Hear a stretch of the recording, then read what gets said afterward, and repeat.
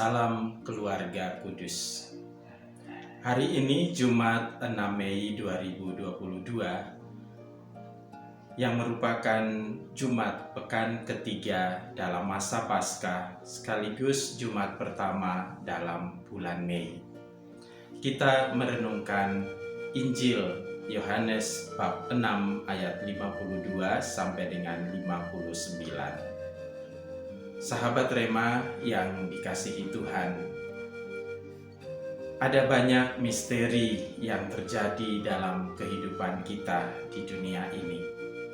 Dan dari sekian banyak misteri itu, hanya sedikit yang sanggup kita mengerti atau sanggup kita pahami. Sekalipun pemahaman dan pengertian kita tentang misteri itu tidaklah lengkap. Salah satu contoh adalah ketika munculnya komet Halley di Yogyakarta pada tanggal 20 April 2021. Ada begitu banyak penafsiran yang muncul, dan penafsiran-penafsiran itu dipengaruhi oleh mitos-mitos yang berkembang di kalangan masyarakat tempat kita hidup. Ada yang mengatakan bahwa kemunculan komet Halley merupakan tanda akan munculnya musibah besar. Ada pula yang lebih optimis mengatakan bahwa kemunculan komet Halley itu merupakan tanda akan munculnya zaman baru yang lebih baik. Dan masih begitu banyak penafsiran-penafsiran yang muncul mengenai komet Halley itu. Sahabat Rema yang dikasihi Tuhan, hal-hal yang terjadi di dunia ini tidak sanggup dimengerti oleh manusia secara lengkap, apalagi misteri Allah. Misteri Allah tetaplah sebuah misteri yang mungkin kita mengerti, yang kita pahami, tetapi tidak selengkap-lengkapnya.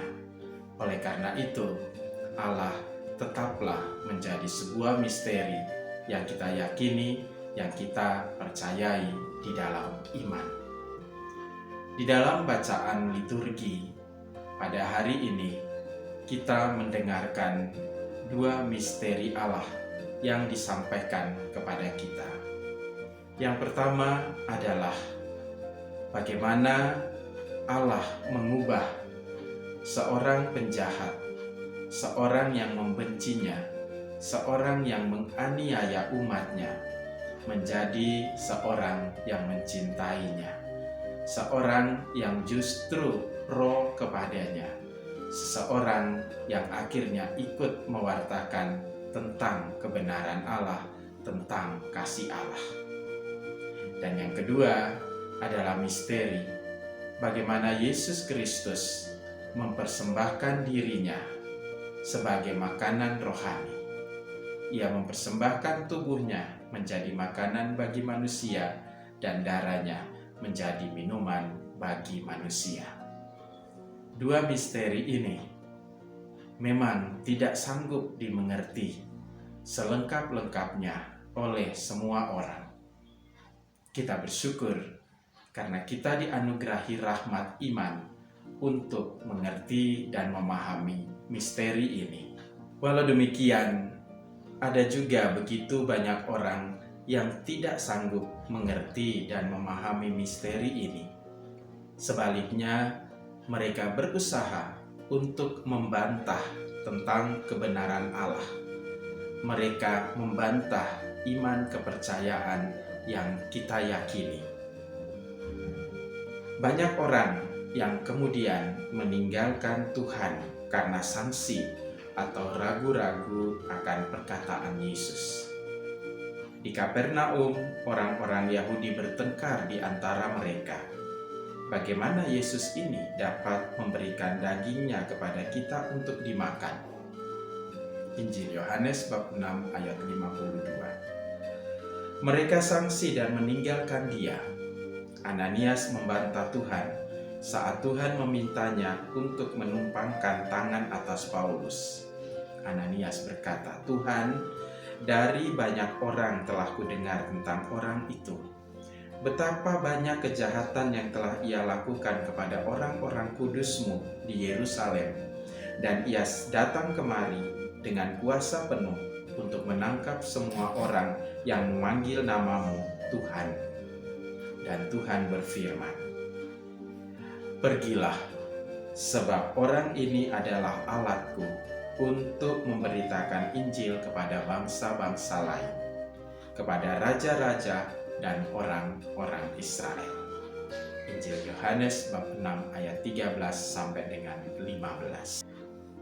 Sahabat Rema yang dikasihi Tuhan, misteri Allah nampak dengan sangat jelas dalam bacaan-bacaan hari ini. Misteri kasih Allah kepada musuh-musuhnya yang mengubah hati seorang penjahat, seorang pembenci, seorang penganiaya, menjadi seorang yang menjadi alat Allah untuk mewartakan Injil ke seluruh dunia. Misteri kasih Allah yang nampak di dalam pengorbanan dirinya. Ia mengorbankan diri, memberikan diri sehabis-habisnya kepada manusia, bahkan sebagai makanan dan minuman.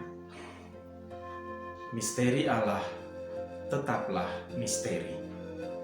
Namun kita bersyukur dan berterima kasih karena kita diperkenankan untuk menerima anugerah Roh Kudus, sehingga kita mampu untuk mengerti dan memahami misteri itu.